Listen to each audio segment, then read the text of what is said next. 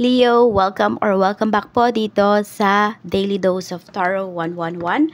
Kamusta ka? I hope nasa mabuti kang kalagayan, pampisikal, mental, emotional o spiritual man yan. Ang video po natin na ito ay para lamang sa mga may malawak na kaisipan. Kaya po try niyong panoorin yung inyong other signs, Moon, Rising, and Venus. Huwag lang po kayo mag-focus sa inyong sun sign kasi pwedeng madalas hindi kayo nakaka-resonate. So, mas maganda po alam niyo kung ano pa yung inyong other signs. At kung bago lamang po kayo dito sa aking channel, please subscribe and hit the bell button para lagi po kayong updated every time na meron po akong uploads. At kung nais mo namang mag-avail ng ating products at ng ating services, makikita mo po yung link sa description box, Tarot Intentions by Aliana Reyes. Andyan din po yung ating email.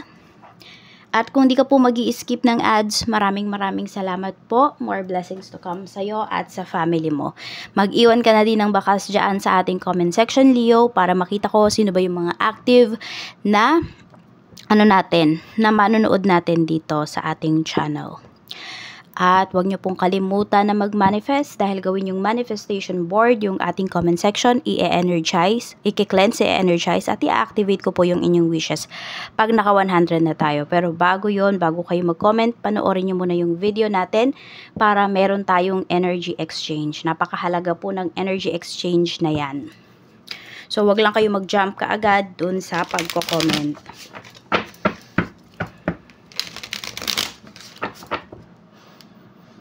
Check natin money, energy, career, and business.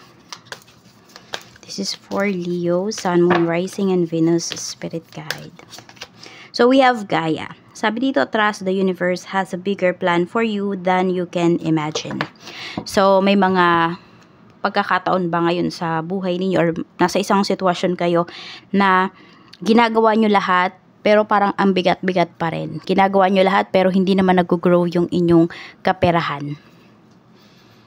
Sabi nga dito, may bigger plan para sa'yo si universe. Protecting the planet using herbs or working with nature in some ways. Meron ba kayong sakit na nafe-feel or mga minor issues lang naman po na pwede na ang gamitin ninyo, di ba, pang-protect sa inyong sarili or pang-ease ng pain is kung kaya pa is more on herbal medicine. Yan. So, yan po yung gawin ninyo. Kaysa magpasok kayo na magpasok ng synthetic medicine sa inyong katawan. Mayroon din yung sa inyo negative effect even sa finances po ninyo. And yes, sa katawan nyo talaga mismo. May balik. Kaya po, ayan yung iba sa inyo kung kaya naman at naiis pa yung pain ng something herbal, yun po yung gawin ninyo. Spend time in nature to heal, soothe your mind, and regroup. So, pinakamahalaga po ngayon, mag-spend time kayo sa nature. Or yung iba sa inyo, pwedeng kung nagtatanim po kayo, Leo. Pwede yun. Diba yung humahawa kayo ng lupa, nagbubungkal kayo ng lupa, yung ganyan, nagtatanim. Yun po, isa na din po yun sa ninyo, para ma-energize, para po ma-heal po ninyo kung ano yung mga dapat ninyong i-heal. Sa inyong, hindi lang sa katawan nyo, even sa finances po ninyo. Sa energy ninyo. We have shift.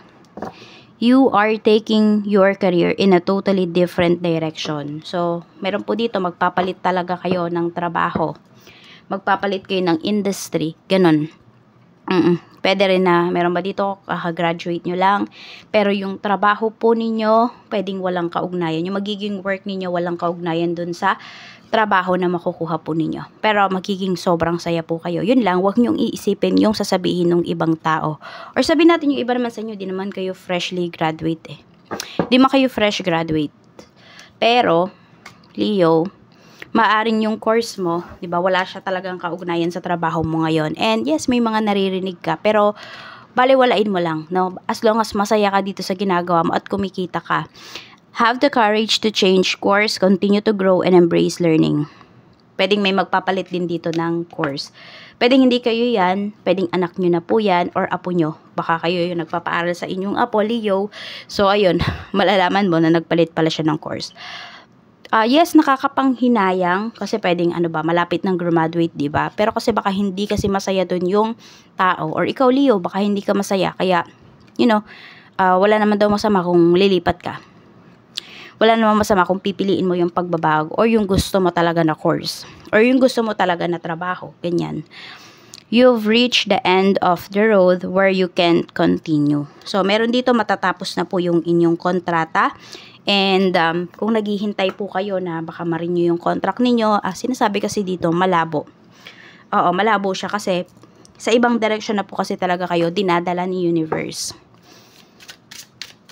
Ibig sabihin, pag nagstay kayo dito or pinilit nyo yung gusto nyo, diba kayo mismo kunwari yung nakiusap, pinayagan naman kayo. So, magiging disaster, magiging chaos na yung kalalagyan po ninyo. Mapapaisip nyo, sana pala hindi ko na lang pinilit yung trabaho ko na to. Sana nag-shift na lang ako. We have transporter. This card is a sign that things will start moving for you quickly. So, yan. May mga mabibilis naman po na mga paparating para sa inyo. And lalo na nga yung pagbabago na to, sobrang bilis yan para sa inyo. A career in transportation such as travel, driving, shipping could appeal to you. Ayan po. So, meron dito pwedeng nagsasanay kayo driving, nag-aaral kayo mag-drive, ayan. Baka nag-enroll kayo sa driving school or baka yung iba sa inyo may driving school kayo. Ayan po, pwedeng meron yung iba nasa shipping line. Ayan po. So, more on travels ang pinapakita sa iyo rito. The more you travel, the more you experience something more, and the more you experience, luck, and also growth in your finances and also in your career. You may need to travel for work or take action on a financial matter. So, baka meron kang kailangang puntahan dito. Yung iba naman po, meron kayong kailangang ayusin pagdating sa sasakyan. Regarding ba yan sa loan, nagpagawa kayo ng sasakyan. So, ayan po, medyo may gastos kayo rito. Yun ang pinapakita. Tignan pa po natin ano pa yung mensahe. Energy ng iyong kaperahan, Leo.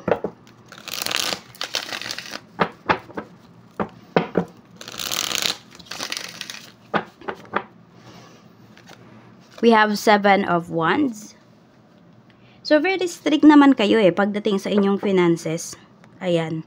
Pero yung iba nga sa inyo, nagkaroon kayo ng problem dito in terms of your sasakyan. Yung iba kung may sasakyan kayo.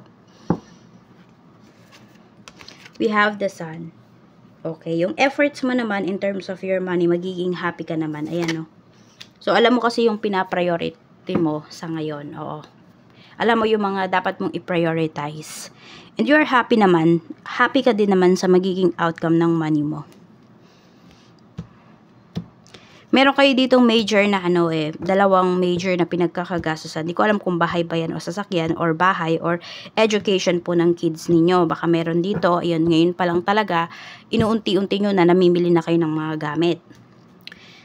Check naman natin sa career sa mga naghahanap po ng trabaho. We have 6 of Cups. Yung iba po sa inyo, hindi ko alam kung meron kayong inalisan na trabaho before.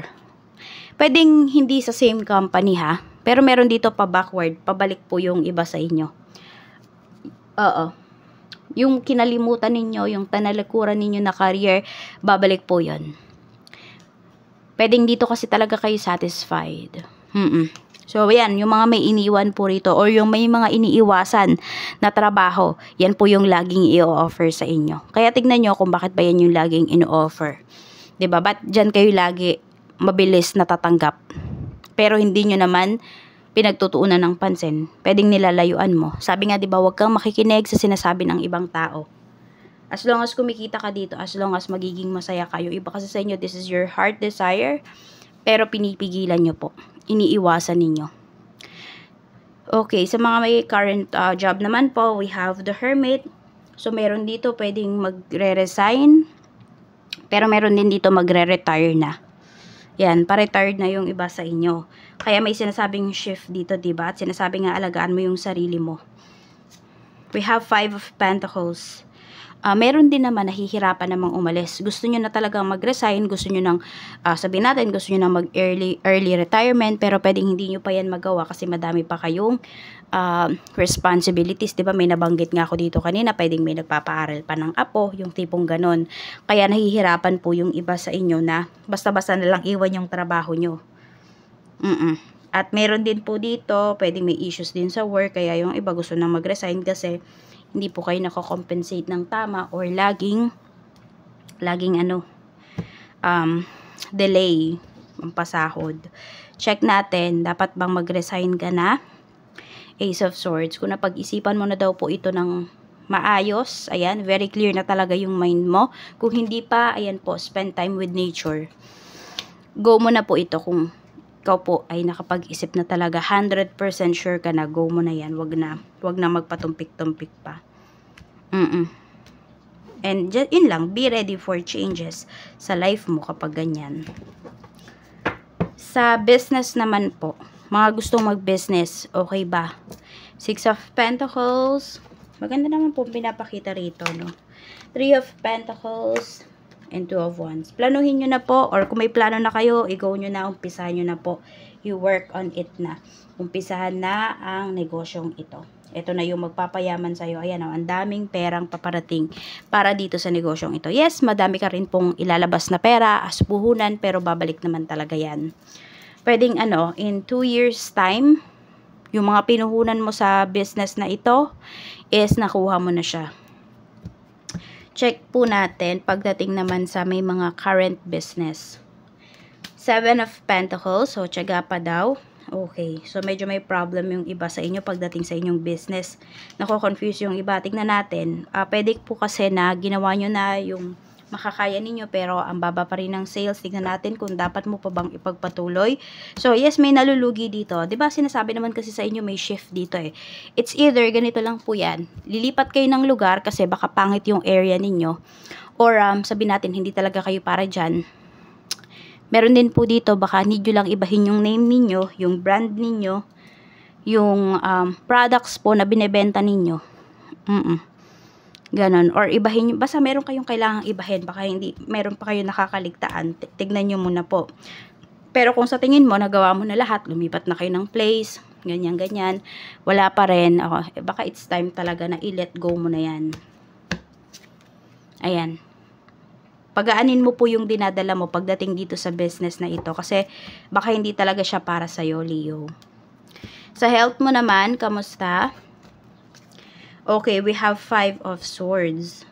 More on yung iba po sa inyo, parang ano tawag dun? Singaw, ayan po. No? So, more on sa mouth yung iba po sa inyo. And meron dito, mataas yata ang, tama ba, cholesterol ba yun? No? Parang lagi nyo nakakagat yung dila ninyo, ganyan. Or yung pisngi nga ninyo minsan, nakakagat nyo. So, yun po. Ingat po kayo sa mga kinakain nyo. Baka mataas ang inyong cholesterol. Check natin. Anong door ang mag-open for you, Leo? We have door of ancestors, legacy, roots, wisdom, connection, and guidance. Kaya nga yung iba sa inyo, diba? May babalikan talaga kayo rito.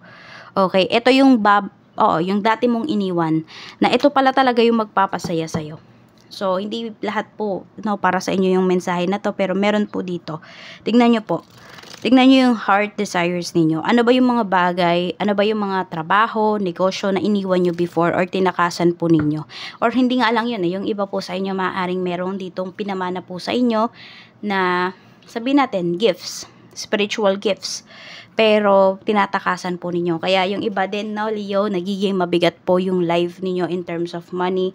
Parang lahat ng ginagawa mo, lahat ng plano mo, pumapalpak siya. So, tignan mo po. Kasi yung iba sa inyo, gifted po kayo, pero tinatakasan ninyo.